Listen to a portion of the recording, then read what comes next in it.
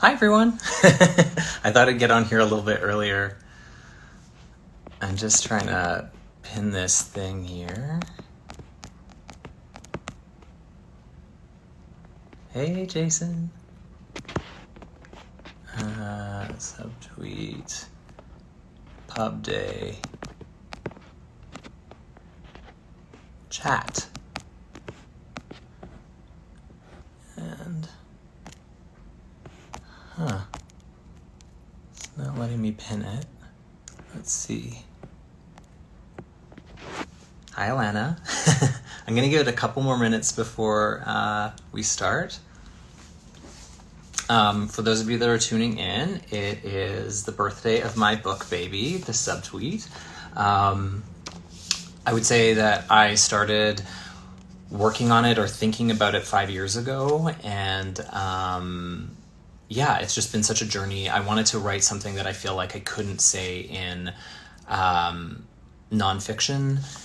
Especially in the internet, I feel like we've really lost nuance. And so I was trying to think of a place where I could talk about things like social media and friendship, female friendship, jealousy, call out culture in a way that was meaningful and in a way that was nuanced. And a novel felt like, yeah, the best place to do it. So,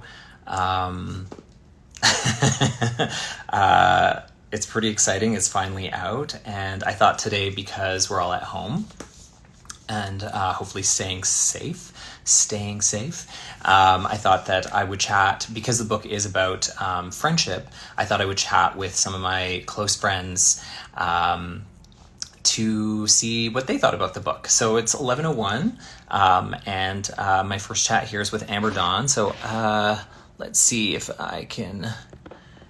Okay, let's see if this works.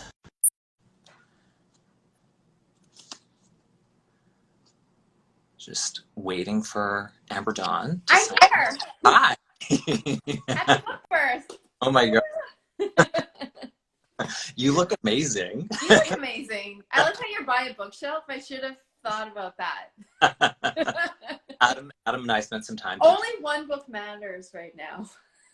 All those other books on the shelf could fuck it. Although I did get paranoid. I was like, what if people start judging me based on my book? Like if they see like canceled on the bookshelf. Don't look. Going friend. Hi. Hi. Are we gonna dive right in? Dive right in, sure. I thought we could do some chit chat first, but if you want, we can dive right in. So, you're one of the first people who got to see the book, and I think for me, one of the challenges I think I told you that I sort of set up for myself is I really wanted to write something plot driven. My last novel got called experimental. Did you think of She of the Mountains as experimental, or? I feel like that's what maybe like white readers say when they don't know how to like process what is happening in the work. Yeah. Oh, this says queer tea. Oh yeah. But in fairness, like I don't know. I think that there was a plot in the book, but I wanted to write something a little bit more structured, I guess, plot wise. And I feel like you're a bit of a plot master, and so yeah, I wanted to ask your initial thoughts on it. So I don't know. I'd love to hear, yeah, like just what you've thought about it, especially now that you've read it again, because I think the last time you read it was maybe in 2018 or something. Yeah, I looked that up before we started chatting, and you sent me the manuscript in January of 2018. So really early days in terms of having like a full and, functional draft. And yeah, I love plot and structure. Not, I would, if I was to think about She, the Mountains, or some of my other, favorite novels, I might say it's more lyrical than experimental. Like it's veering toward like a musicality or a poetry, rather than like a cause and effect. But this is very cause and effect. But also it's like cause and effect, so it's like plot driven novel, with really like uncomfortable rising tension, right? So here's the makings of like great novels, especially with today's readerships. Like we're really and like CanLit or like North American English speaking literature, especially with the prevalence now of speculative fiction, we're so used to high stakes conflict and like really like rising tension. Like there's always like a problem, a problem, a problem, a problem, and it's like characters are having to grapple with like kind of like life or death high stakes, you know, in some of these books. And that's what I read a lot of, and it's what I write. So I really looked at this as an exploration of rising tension and like rising problems for both of the protagonists. And I love that it does that so clearly, but it also kind of defies some of the like typicalness of the genre. Like I was like, how is there so much tension amongst two characters that spend so much time apart from each other? Like it's so exemplifies the tension that we feel in our lives when we can't work out a problem face to face with someone. Like it's like so much of it is optics and it's so much interiority.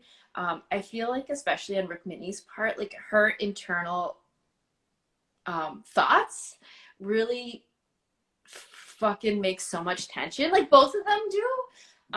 But I personally like I know it's I shouldn't have a favorite. Like that kind of defies the whole book to have a favorite, but I'm like team Neela like the whole way. I'm like she's rational. She's trying to like anticipate you know what Rukmini might be thinking in like, you know, some ways that are harmful and feel painful, but she also has like this rational voice where I don't know, I just every time I felt like Rukmini went deep into her personal interiority about what was going on. Like she went such dark places. I really felt for her. So I was like, wow, this is amazing how like this book was a page turner. It was painful to read. I was like, oh no, like every page I was like, oh fuck no, are we going here? But there's so much interiority, like so much of the tension that happens is optics and what goes on internally for the characters. And I thought that was beautiful. And it feels so refreshing in an age where like we're a lot about like external action-based plot. Like I feel like this is like I could teach this book easily. Like I could teach this to students that are like, you can build plot and it doesn't have to be about external, like high stakes action all the time. Like there can be deep cause and effect and like emotional high stakes if you just build your characters well. If you just start with character and build those characters like flawlessly, understand those characters deeply, then a whole world of tension lives just within characters like thinking about how they feel, you know. So I love it. For saying that. I really appreciate it. Yeah, because I mean, I really wanted to get to the drama soon, and with a friendship, especially build the friendship, and it's not like it is a love story, but like in a romantic love story, I think you can rush the romance a little bit because we elevate romantic relationships in our culture. We immediately buy into it. So it's like you and me, we meet, we have coffee. And so the idea of like being in love really quickly, I think is something that like we accept. But in a Yes. book of friendship, there's a lot of groundwork that has to go in to make the reader believe that these two people actually care about each other and Yeah. love friends. Um, yeah, and I think what you're saying about interiority, like that, the hardest challenges of the book is that because it's social media, it's like, you know, one of the things I really struggled with is how do you create drama that isn't a divorce or a murder, or stabbing or a kidnapping, or and we know that social media is dramatic, right? Like we know we know, Yeah. that, but it's like how do you convey the drama of social media without it just being like, and this person tweeted blah blah, you know, like how do you say what's happening on the inside? So I think you know, interiority was one of the hardest challenges. One of the quick things I want to ask you before we wrap up here is I, in my mind, kind of think of this book as speculative, like a low key. And this is a book that like centers brown women, that doesn't have, Mhm. where white people are pushed to the periphery. Like this doesn't actually exist in reality. And so I'm curious about your thoughts about, you know, maybe expanding the definition of speculative to include something like this. I'm like going into my speculative lecture that I give my students, and I'm like, well, I mean, I think what speculative is for is to ask what if, like, what if the realities that we live with as individuals and as like communities and societies was like just pushed, right? It was just elevated into a more extreme place. Or like, what if just those rules were changed, like those social or community agreements were changed just a little bit? What would that look like? So yeah. Yeah. Yeah. Do you want me to nominate you for a Hugo then? Don says speculative fiction subtweet. Can we can we just have a part at the end where there's like lasers or something, or like an alien ship that just comes and like takes one of them up? I don't know, but the internet, right? Like the internet, in a lot of ways, like the stuff that happens on the internet to me feels free, right? Like it's like, Yeah. and the way so much can happen just from a tweet, that like a tweet has the power to elevate, to dismantle, to cause protests. Like Yes. that's a, like like what's more of a weapon than that, you know? Yeah. Yeah. For real. God, I'm Well, listen. gonna delete my Twitter account right after this conversation. Well, I love you so much. Congratulations on this. I'm so excited for it to have, like, you know, the life that a book has when it's first born, like today and, you know, over the next few months, but like a really long life, and be part of like a, you know, like a pivotal conversation, like to be kind of, you know, like, to be like a canonical text in a pivotal conversation about like the ways that we communicate now that social media is so prevalent in our lives. So thank you so much for this. I treasure it, and I can't wait to put it in the hands of more readers. So yeah. well, I couldn't have written this book without you. You were just so instrumental, and like, forget our brainstorming in that restaurant on, you know, by where my brother works, by Nuba, and you know, we just sort of like hacked it out. So thank you so much for your love and your patience and for believing in this project, and thanks for doing this strange thing with me. Yeah. Yeah. I look forward to watching your other guests celebrate with you. Okay, bye friend. Bye. Bye. Okay, and that was Emma Dawn. Now I'm going to see if there's a way that I can bring my next guest, Michelle, into this conversation. Hi, Darrett. Hi, Shamik. Hi. Oh, it's so close. Hi, I have my coffee too.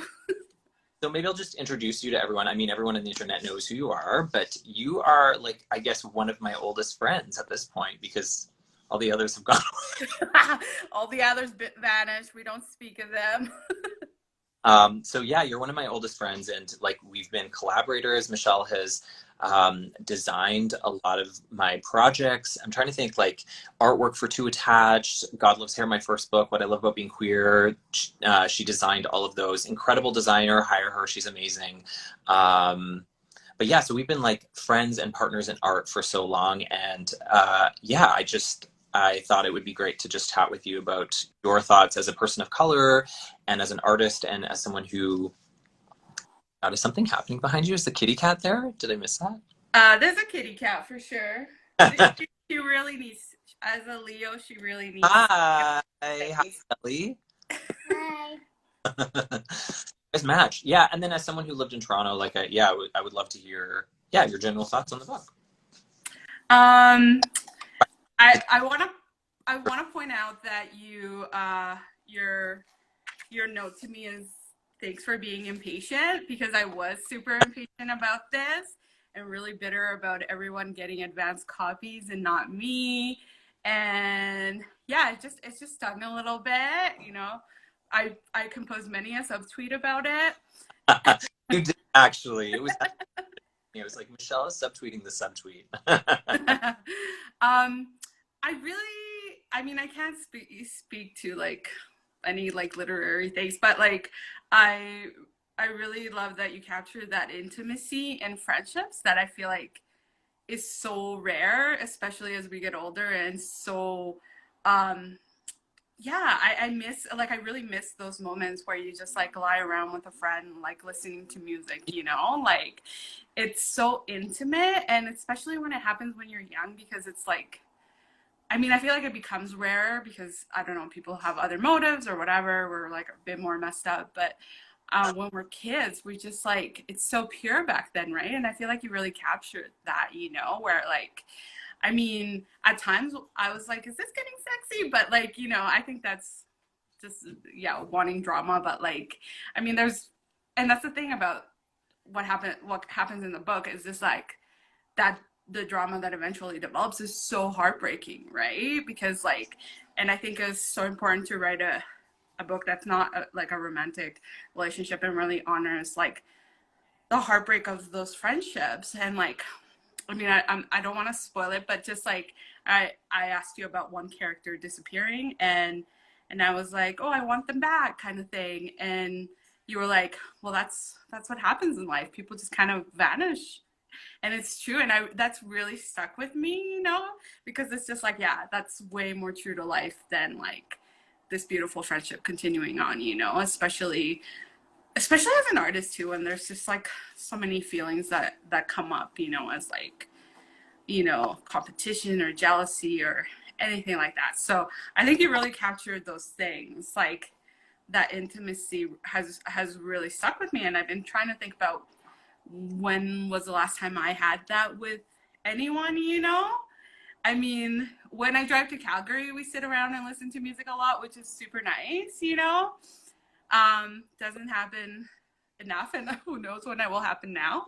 But like, yeah, like I was trying to remember the last time that happened with me, and I was probably like literally a teenager, like with my junior high best friend listening to Veruca Salt, you know, and like that was it, you know. Farhana's chimed in here. She wants us to talk more about the vanishing. I mean, for me, I think like you and I actually we have a lot of crossover with um, People that vanish. people that vanish. Yeah, and I think I don't know. For me, one of the big impetuses of the book, impeti, ooh, terrible. I really wanted to write something about friend breakups because I think, you know, we know that in our culture we don't think about friendship in that particular way. But as you and I have both experienced, I think like a friendship breakup is actually so much harder because there's not really a system in place to support you during a friend breakup. Like Yeah. in a relationship, you're like, I broke up with blah, blah, blah, he cheated on me. And then there's like so much support. But with a friend breakup, like, I mean, you and I can talk about it, but there's not like a huge amount of cultural support. And I think the things that I found really, as someone who's had a lot of friend breakups, maybe because I'm a difficult person, I think that the hardest thing about a friend breakup is the fact that you sometimes just never hear from them. Like they just go away. And I've been really fortunate in my romantic relationships where there often is a kind of closure. And, but in friendships, it's like people just fade out. They, or as the children, as the kids say, they ghost, right? And it's like you just try to call, you try to have the conversation, you just never get to have that. And I kind of wanted to capture that feeling of like, what does it mean to have that person just go away? Yeah, there's no closure, you know, a lot of the times with friend breakups, you know, like you can, I feel like in romantic relationships you can say, oh, we were incompatible, and like, Exactly. it still sucks, but like friend breakups, it's just, yeah, they run so much deeper. But we've also had a couple of friend breakups, so we've survived, and Well, we've survived bad internet communication, because I feel like most of our friendships started online because you were already in Toronto, and we talked a lot through Messenger at work. Sorry to our day jobs at the time, but like there was a lot of miscommunication within our conversations at time that led to breakups, temporary friend breakups. But I think one of our longest time apart was like maybe over a year. Like I think we didn't speak for a year. But like that's kind of what gives me hope, is like our relationship gives me hopes that like sometimes actually space is okay. And I think with friendships, it's like people just fade out or they ghost. And I think our relationship has been an example of actually like, you know, sometimes in a relationship, like any relationship, you have these patterns, and sometimes the best thing you can do is actually give each other space, because I don't know that you and I together and found each other and in a new way without giving each other space. And you know, for all of you out there that's watching that are considering breaking friends, consider a hashtag friend separation, as Farzana just pointed out. And yeah, I think it can be a really beautiful thing, because sometimes I wonder, like, if you and I didn't come back together, what a loss that would have been. So Yeah, thank absolutely. God. Yay. We made uh, it. Can't we believe we made made it. well, thank you so much for your patience again. And like, you know, I know I'm a shitty friend for making you wait, but part of it is because I or perspective so much that I really wanted you to get like the full package, as opposed to, you know, other people who can just see the rough drafts or whatever. So thanks. No, I'm super proud of you. And honestly, like, I mean, I know you're brilliant and stuff, but at the same time, I'm like, she wrote this whole book. Like, you know, and it's fiction, right? We're so used to doing a lot of personal projects, right? So like the idea of fiction feels so far off in my mind, you know, it's all like, you know, super personal right now in terms of things I want to create. So I don't know, it's amazing, and it's a great book, you know, that everybody should have been, you know, fighting to publish, because it's a really fun read, and it reaches on a lot of different levels. Like, I feel like it's easy to dismiss as something that just speaks of social media, but like I was saying, it just runs really deep in terms of relationships and like being an artist and living in a place like Toronto, which I think a lot of people can relate to. That is just, you know, it's so hard when everybody's like trying to make it and there's so few spots. Definitely, like, there isn't enough for everyone. I mean, You know. I subtweet to Toronto, but that's for another conversation. Anyways, I should jump off, but thank you so much for doing this with me, and I love you very Thanks much. so much. I'm honored. We'll talk to you later. Okay, Bye. bye. Let's see here. Friends who ghost literally become ghosts. Okay, I'm trying to see how I think, Michelle, you have to hang up. Oh, there we go. Let's see. I'm trying to, Rachel, just checking the schedule. Just bringing Rachel Cantu into the conversation. Oh, hello. Hi. Hello. Woo! I don't you. This is so nice. Oh, you just got so quiet. Hold on. Let me turn you up. Okay. So I mean, everyone also knows who you are, but I thought I'd do a quick introduction as to our relationship. You and I met, God, like 15 years ago. It's going to be this year, 15 years ago. We both opened for Tegan and Sarah in the South, met in the airport, and we hit it off right away. We also might have hit a vehicle. That's for another project. You're like, why are you doing this? We didn't get in trouble. It was Thanksgiving. There was a lot of love, and we connected, just like right away. And since then, you and I have also just sort of like stayed in each other's orbits, which, you know, can be challenging because you live in LA and I live in Canada. But we found ways to collaborate. I've sung on some of your stuff. Our band did a remix of your stuff. You've sung on some of my stuff. And most recently, I sent you a copy of this book because I haven't talked a lot about this online, but the book actually has comes with a soundtrack, and one of the characters, I don't know how much we should give away, but one of the characters perfect if you actually sang the song. So all the songs are mostly are sung by me. So I try to take on the role of these characters because the book is about the music industry and about two musicians. I thought it'd be cool to include music. And but for this one particular song, my producer, especially James Bunton, was like, we need to get a different vocalist for this. And so I reached out to you. I sent you a copy of the book, and you did it all very fast. Like, I feel like we wrapped up the whole thing in like a week, like a pro over there. So yeah, I would love to hear your thoughts on like what it was like to sing a song for a soundtrack for a book, or like how you might have related to this as a musician in your own right. And yeah, thanks. Thanks. Bye. First of all, I read it for the second time this week. And it's so good. And I told you this the first time. Well, first of all, I wore my Sheryl Crow shirt for you. Oh God, I feel like it's so beautiful. I transitioned into Sheryl Crow officially. Like, can you stand up again and let's let's ask people if they think I look like the person in your t-shirt. Do we Oh my think that God. hello? If it... Okay, I interrupted you. Okay, let me gather my thoughts. Well, the first time I read it, I think, I'm sure I told you this, but I like sobbed. I sobbed at it. And I don't think a book has ever really done that to me.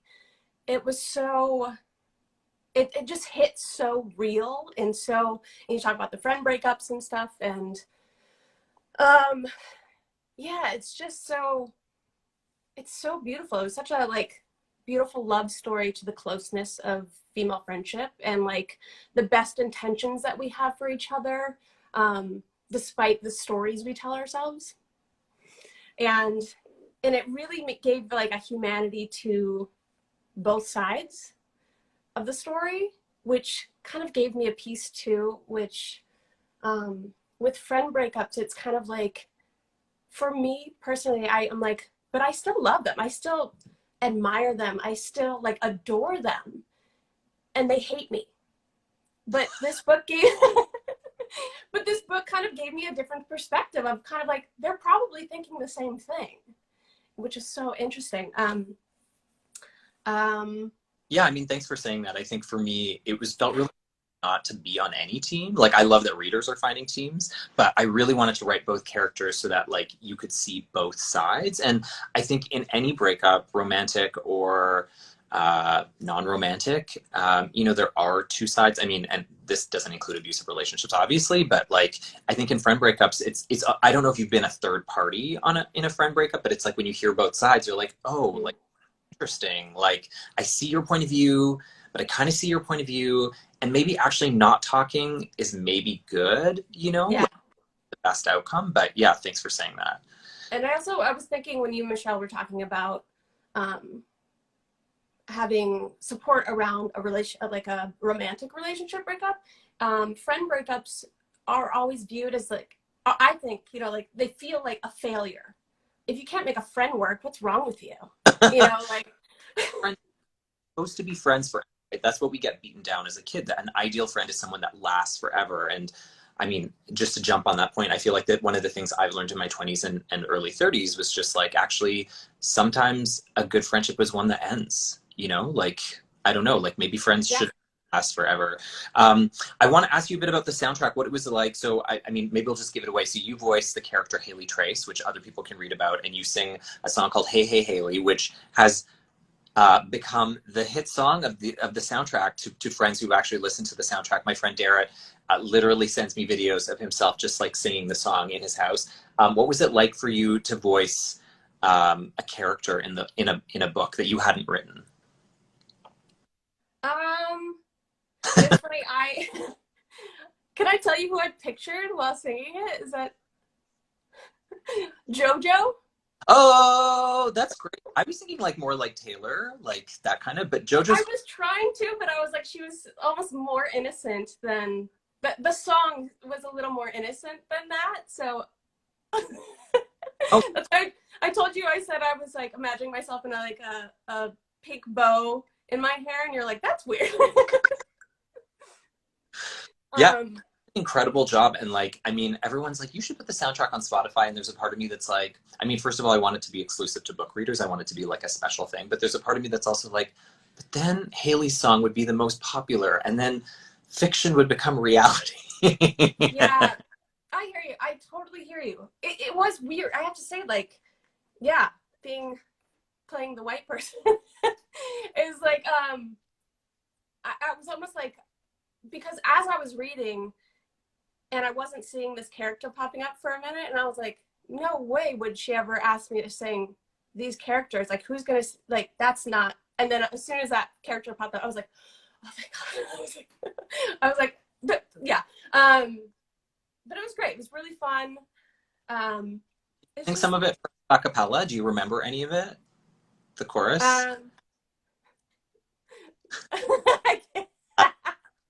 Wait, before we go, I do want to mention about subtweeting itself.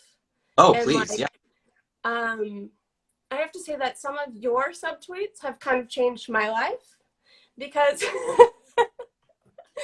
I'm sorry, my sister-in-law and my wife keep texting and getting in the way. Guys, Liz, Liz. Okay. Oh my God.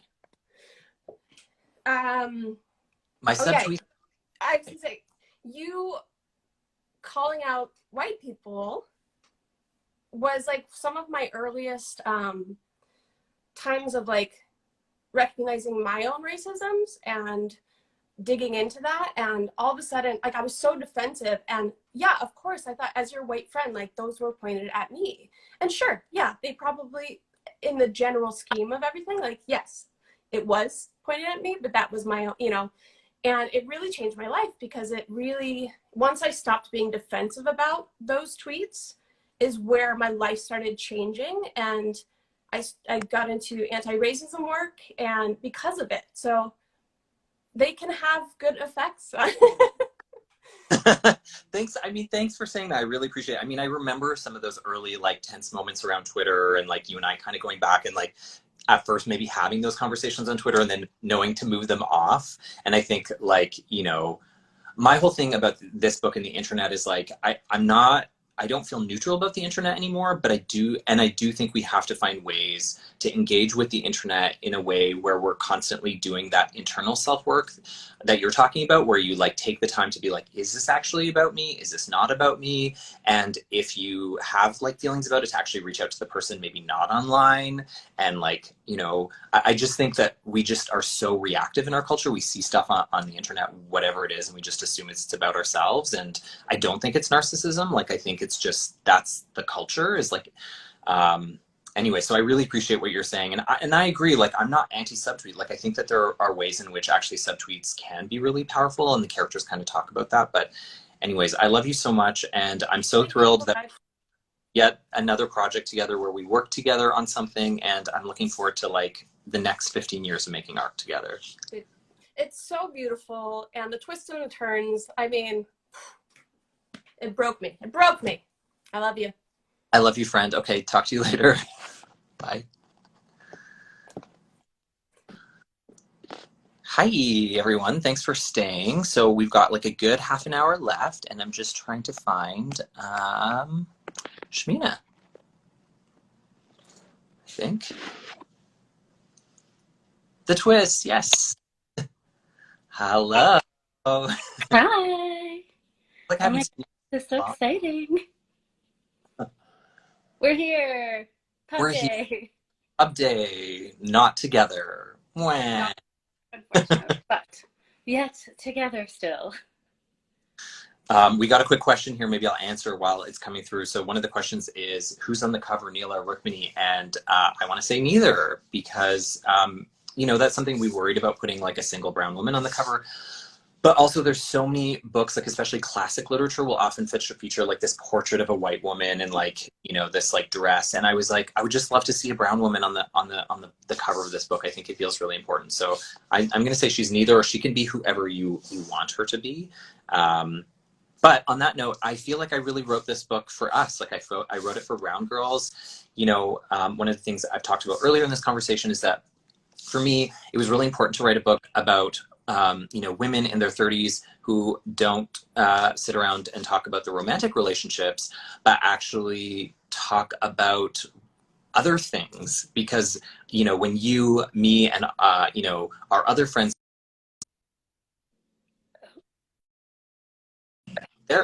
we don't always talk, we seldom talk about romantic relationships. We talk about our careers.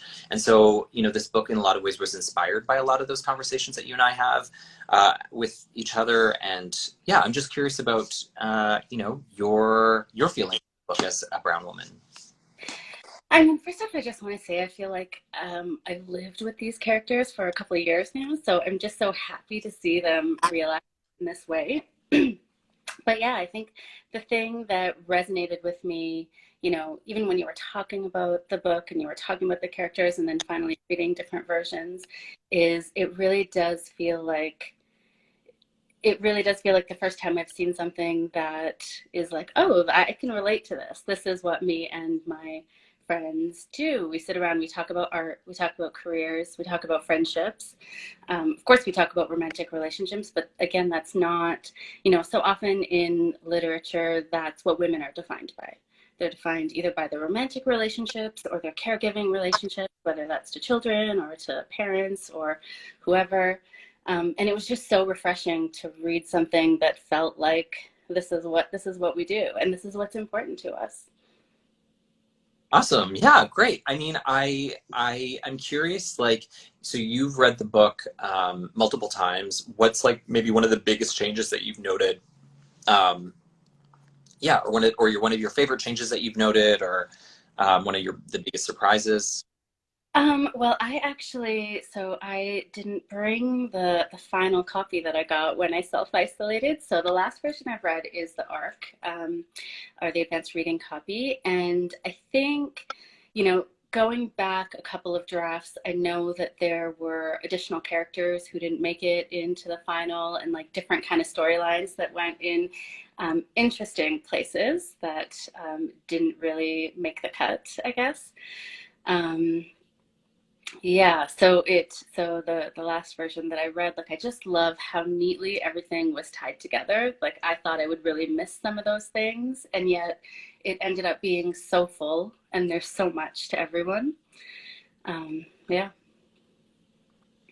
Yeah, I mean, I think that character development, as I was saying with Amber Dawn, was like, I think one of the hardest things for me is like a lot of my work tends to center around like one protagonist or two protagonists, but having like a cast of characters, I literally actually had to make like a grid and like make sort of like a list of descriptors. So this person has this kind of hair, and this is what they're into, and this is what they like to drink, and this is what they like in their tea. And actually, one of the biggest challenges I'm gonna be talking to Jen, the editor of the book, shortly. And one of the biggest challenges she gave me was actually what do their social media platforms look like? So then thinking about like, what does Neela's Instagram look like versus what does She's my Rukmini's favorite. Neela? Neela's my favorite, 100%.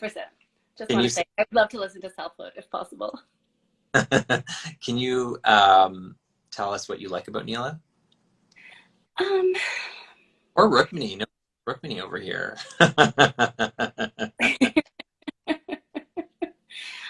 well, without giving too much away, I love the process of how Neela created Selfhood. Like, I think there's just something so powerful in her, and the way that she was very much an interior, she had a rich interior life to begin with.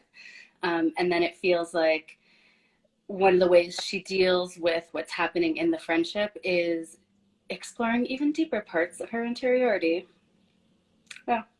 I mean, Michelle just said that Neela reminds her of you. Can you see comments as they're coming, or like I don't? I can't, because I can't see the bottom of my screen because I'm trying to keep it. But yeah. Yes. Yeah, I mean, Can I say one other thing? Oh, sorry. One other thing that I really, really love about the book, and I think, we talked about, is I just love all of the details around the music production and the creation of the art. That was one of my other favorite things, is just like, it's just so rich. And I think because I've gotten to see. Oh, I think you froze. Interesting in Or did I watching you is the ways that you've been able to do a lot of the like creation of your music, and like finding new mediums and finding new ways to put stuff together. And so all the detail around how they actually make music, I really, really love that. Oh, that's really, yeah. I mean, that was the stuff that I struggled with the most, because I was like, is this too, or not struggled with the most, but I struggled with a lot because I was like, is this too interior? Do people want to know about the music details? Like, do people care about like somebody setting up their Ableton Live and, putting a mic on and like snapping to check if it's working? Like, are those details interesting? But I think in any book, it's about world building, right? And to believe in story, you have to believe in the world, whatever that world is. And music, certainly I have insider knowledge, even though I music, and so it was fun to sort of apply that. So I don't know, I appreciate I appreciate it's nice to see your face. I love this book. People should be fighting it. is there anything else that you wanted to talk about when it comes to this book? I mean, as someone who has lived in Toronto for the past 15 years, I loved the Toronto-ness of it. Also, I know it's kind of a, it's talking to Toronto in different ways, but I love the specificity.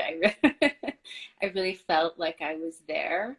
And I was walking through the world with the women a lot of the time, which was really nice. And all of the references to like very specific brown art too. I mean, again, it's, because I've experienced a lot of those things with you or secondhand through you, but I was really happy anytime I saw one of those names. I'm like, yes, I love their art. I'm so glad they're in this book. I mean, I think for me, I really wanted the book to be kind of like not only a love letter to brown women, but also a love letter to like South Asian diasporic creators and artists. Where, I mean, the thing about writing a book about social media is that there's like this fear that it's going to become dated. And instead of like running away from that fear, I did the opposite. And I sort of just leaned hard into it. And I'm like, if someone were to take a snapshot of 2017, like Toronto art, what would that look like? And so, I think having those references felt really important, especially as someone who's, part of that conversation of like quote unquote South Asian diasporic art. So yeah, anyways, well, thank you so much for doing this. I know that like, it's not really your jam, but I love you very much. I just like, you are one of my biggest muses in life, and somebody that I just love so much, and I'm just so grateful to have you as someone to work with art on, and this book couldn't have been made without you. So thank you for loving me and loving my ideas. And it's my pleasure. Okay, I'll talk to you. Hey friends, we have 2 more conversations, so I'm just gonna look for Sarah Quin. Just fixing the hair a lot, I know. My brother's always making fun of me. Hello. I can't tell you, I like laid awake reading your instructions last night. Like I was like, you will not screw this up. I don't know why. I feel so much pressure. I read them this morning. I was like, what are we doing? What is happening? I don't know. I don't know. I feel like there's like this technological anxiety I have right now because I feel like we're living age-wise in that gap space between exactly our parents whom we make fun of when they don't understand technology, and then young people who are just like, you do not understand technology, old lady. So like I feel like I have a lot to, I had to ask Adam for a pep talk this morning because like in some like we grew up with MySpace and LiveJournal, like we understand those platforms, but like yeah, a lot of this sort of thing. So I was like, what if I just like drop the phone midway? Or anyways. I've had your wonderful live stream on since it began at 10 o'clock, but I was also doing other things. Like I was like, can they hear me? Like I'm so confused all the time, Thanks for having me. I love your book. I reread it as in anticipation of this, and I love all the changes, and I love how just tight and I love the story because it's not a thriller, but it feels like a thriller. I was like, sorry to interrupt, but like I actually. This is maybe politically incorrect, but I was really inspired by Gone Girl, actually. But I really wanted to write something that was like Gone Girl-esque. And then sure. 1 year into it, I realized actually this book would never be Gone Girl because no one was ever going to get kidnapped or whatever that book. But I appreciate the comparison to Thriller because like I think that like I really wanted to write something twisty, and you accomplished that. You really did. And I even feel like from the first draft that I read, which thank you for including me in your early reader list. I was so thrilled. But I just feel like reading it again, even though I knew what was going to happen, I did find myself thinking like, I wanted the outcomes to feel like sometimes be different, which I love, like I love that the story doesn't sort of wrap up in this tidy way. And, there's this friendship between these characters is really challenging, and I never felt at ease with their friendship. I was always waiting for one of them to do something to hurt the other, and which I think is just like a brilliant representation of friendship in our world today. Do you feel, I was wondering this last night, like, do you feel specifically like must be really hard? It's hard not to write yourself into a story, even when you're doing fiction. But I'm curious if you really struggled with that idea, or if you felt like, who cares? Like, I'll be in all of these characters. No, I really did. I mean, I really did struggle with that because I think, and you might probably get this too, but I think when you're marginalized, people don't think of your art as art. They think you're writing your diary, and Absolutely. Yeah. trading. It's like, actually, Yeah. this is something I've spent a lot of time on. And with fiction in particular, there's sort of this assumption that like the character, and I think all writers get this across the board, that the character is you. And I actually made a giant note on the top of my Google Doc when I was working on it. The book feels fun when it's not like you.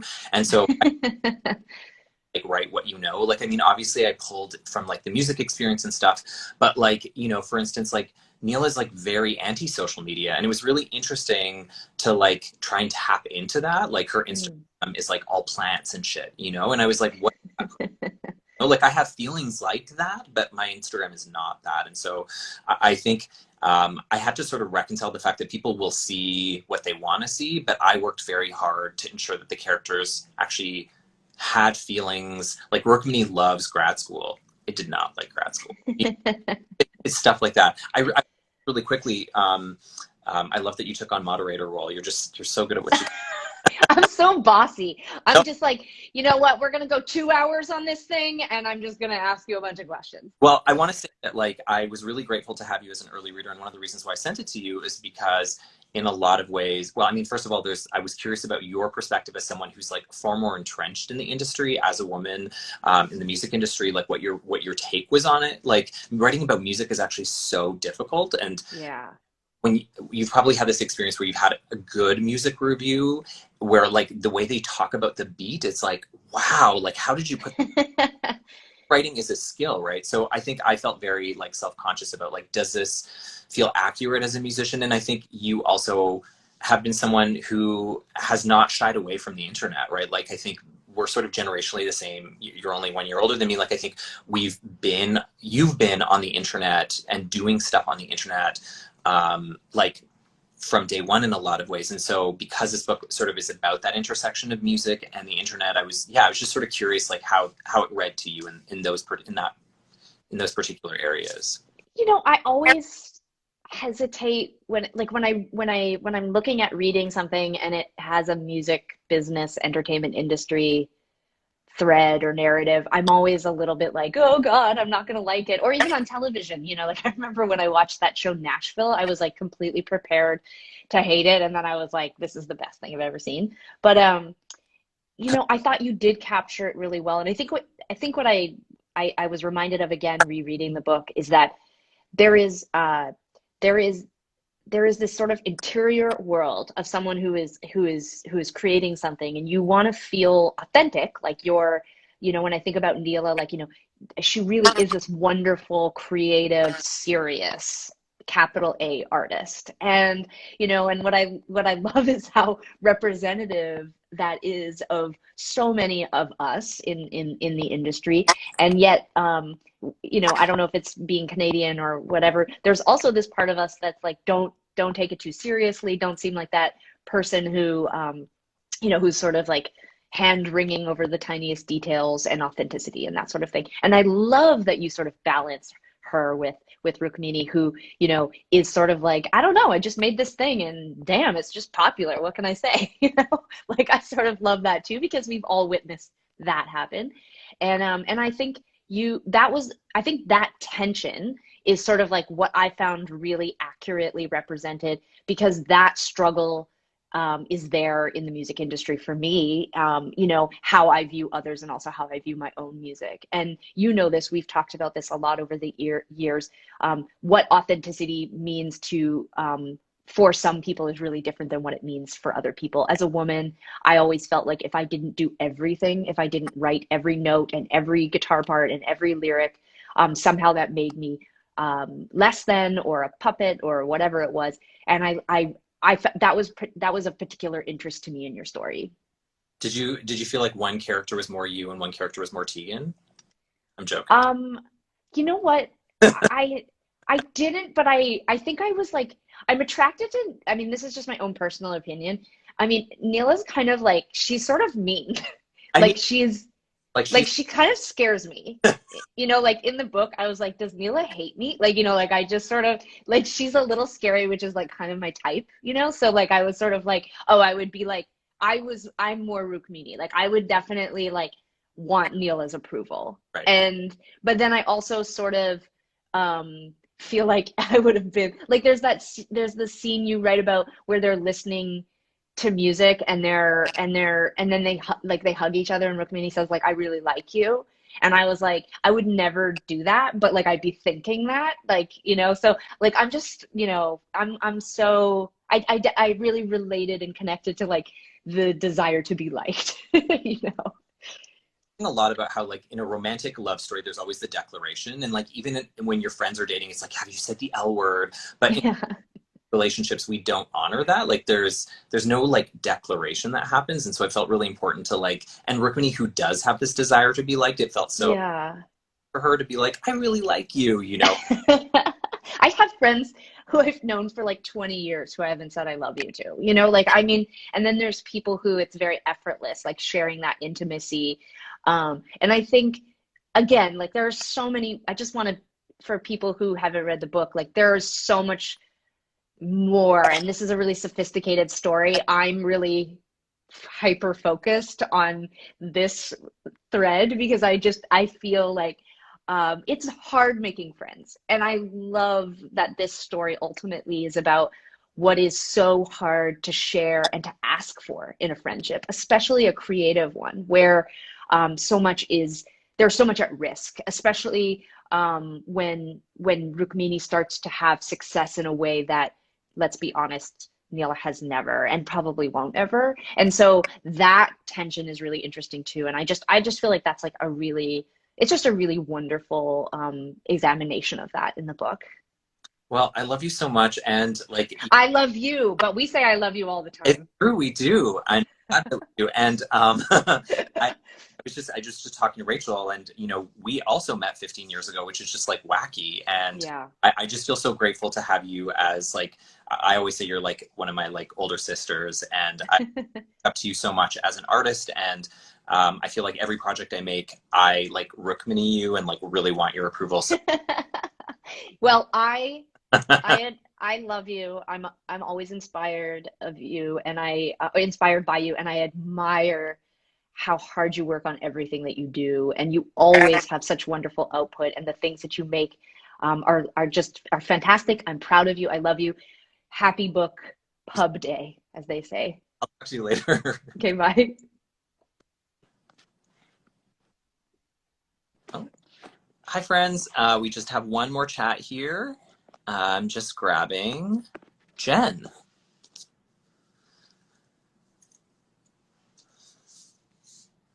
Rukmini is a verb. Yes, she is. Hi. Hi. I feel like this is so disappointing for everyone because I'm not a rock star. Somehow, where are you going? Your hair looks amazing. I'm coming here to this Instagram live. Thank you. My hair straightener broke, had to borrow one, but you know, needs must. I'm just going to introduce you to everyone really quickly for those of you that don't know. So Jen is it senior editor? Mm-hmm. Senior editor at ECW Press, who published this book, and I've known Jen since 2015, but we finally got to work on this project in the past like year, 2 years, and yeah, I just thought it would be really interesting for people to hear your perspective as the editor of the book. And, you know, last night I actually, as it turned midnight, I actually opened your acquisition letter, like the letter that you sent where you just want to remember that feeling of getting your book signed. Because like, even though this is my 8th book, which sounds so bananas, I like everyone feels so special. And the letter that you wrote me when you wanted to pick up the book is unlike anything I've ever received before. And it was just like a full page, like love note to the book.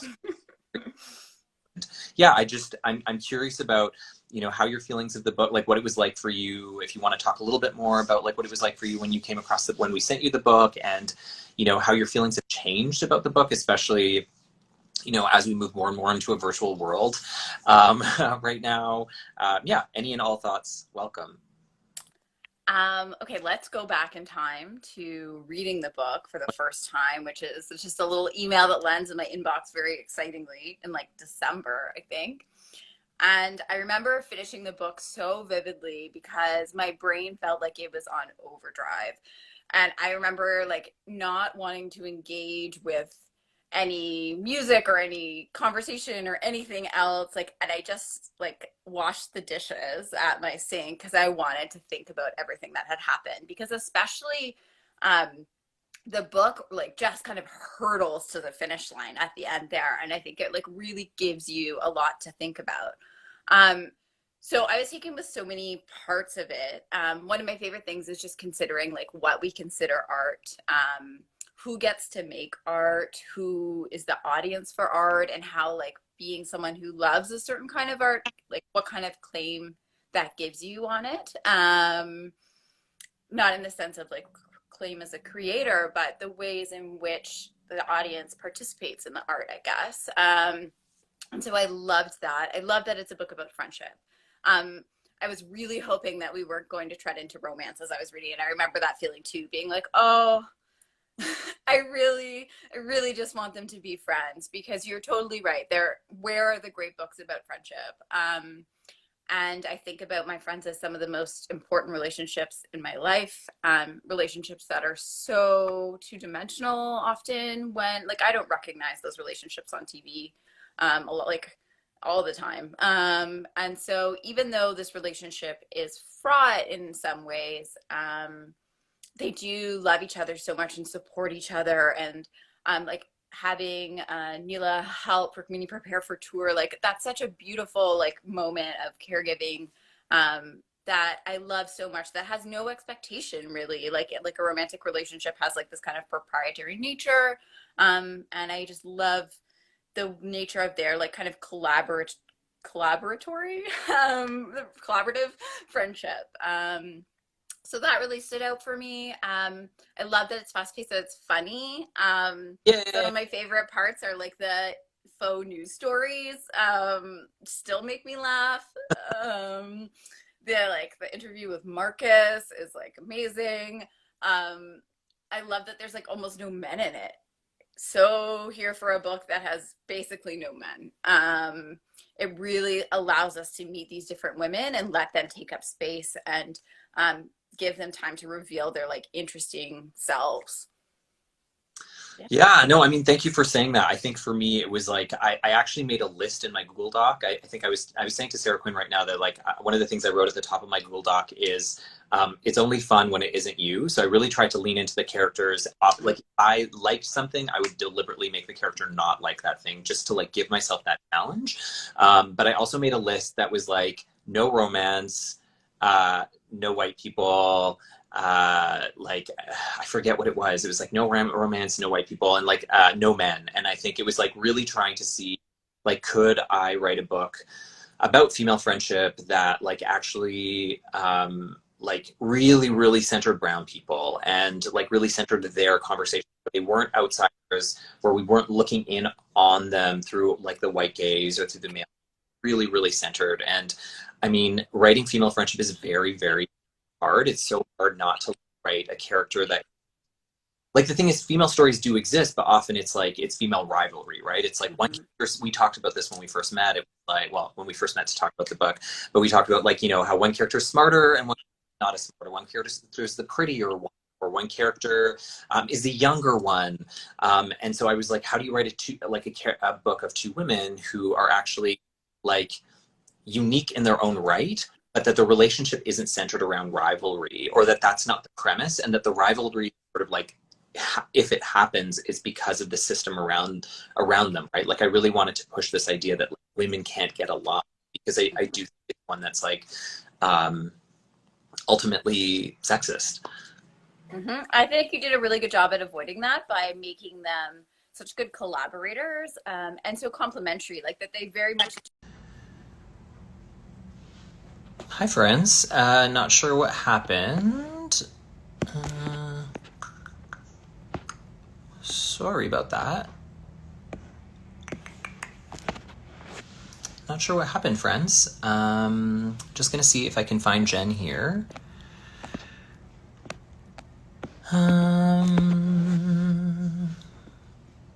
Let's just see. Okay, sorry about that. Hi. What happened? Hi. I think it kicks you out after an hour. Oh, I see. I Okay. think that's what happened. Oh. Or they were just like, enough of this girl. She's done. I got the hook.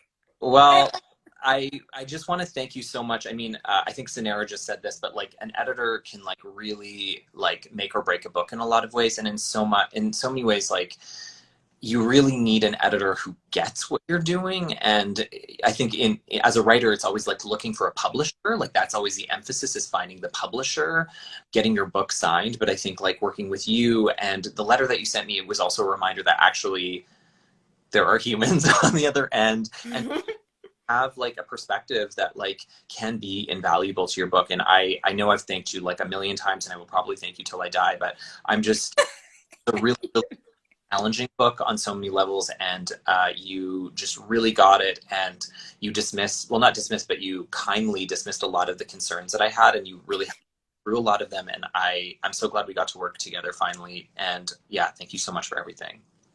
Thank you for picking me. We pick each other, right? Yeah, we pick each other. Got kicked off, and I will talk to you later. Happy pub day. Thank you.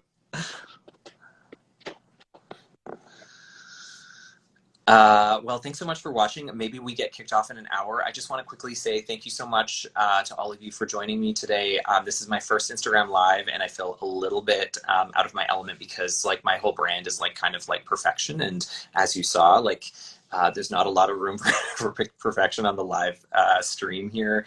And also I feel really conscious of like how bizarre it is to be promoting a book during this particular time of crisis. And so, you know, as I sort of like grapple with that, I really appreciate the ways that all of you have been so generous about your interest in art and stories and books. And so, you know, thank you so much for doing that, not just for me, but for other artists out there. Next week, I was supposed to be on a book tour with Amber Dawn and Jillian Christmas, and of course the book tour was canceled because, you know, we want everyone to be safe and at home. But I decided to try something I haven't done before, which is a virtual tour. And so I'm partnering with organizations in Edmonton, Toronto, Vancouver, Calgary, Montreal, Glass Bookshop, Vancouver Writers Festival, WordFest, Toronto Festival of Authors, as well as the National Music Center, to do live readings. So if you follow those accounts, you can get more information. I think they're all doing free book accounts, free book giveaways. And yeah. The reason why I'm doing so many is because I really wanted to be able to like connect with local audiences. So if you're from anywhere outside of those cities, you're welcome to follow any of those accounts and join those shows. I hope you will. But I'm also hoping that if you're from Edmonton, that this is an opportunity for you to also support Glass Bookshop, for instance. Yeah, so again, thank you so much. I'm just really, I think being an artist is a privilege, and it feels like a privilege, especially in this time. So thank you so much for all of your support, and I'll see you next week.